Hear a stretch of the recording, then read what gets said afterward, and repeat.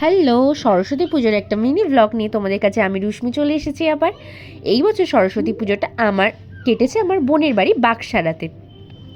ও যদিও অনেক দিন টিউশন প্রফেশনে থাকলেও ওর কোচিনে এই প্রথমবার সরস্বতী পুজো হচ্ছে। এইবারের পুজোটা ছিল দুমতে, রবিবার আর সোমবার। আমরা কিন্তু রবিবারই পুষ্পাঞ্জলি দিয়েছিলাম। ছোটবেলাতেই সরস্বতী পুজো আমাদের কাছে একটা আলাদাই আমেজ ছিল।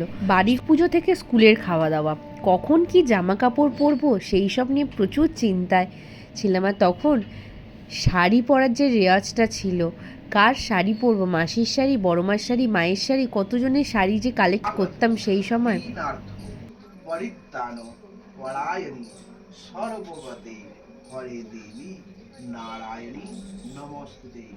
নম জয় জয় দেবী চরাচর সারে কুচো যুগ শোভিত মুক্তা হারে বীণা রঞ্জিত পুস্তক হস্তে ভগবতী ভারতী দেবী নমস্তুতে।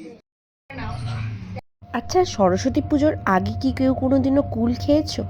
আমি তো কোনোদিনও খাই। মা তখন বলেই দিত একদম কুল খাবি না, তাহলে কিন্তু সরস্বতী মা পরীক্ষায় ফেল করিয়ে দেবে।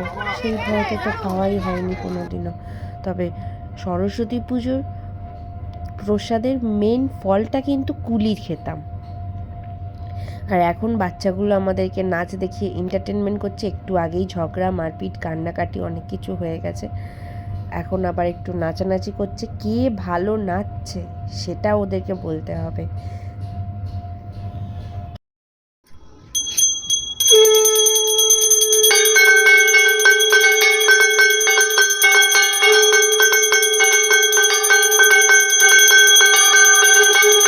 ছোট্ট বয়স থেকে এখনো অবধি সরস্বতী পুজোর দুপুরের মেনুতে থাকে খিচুড়ি, আলুর দম, বেগুনি, কুলের চাটনি, পায়েস। তোমরা কে কী খাও বলো।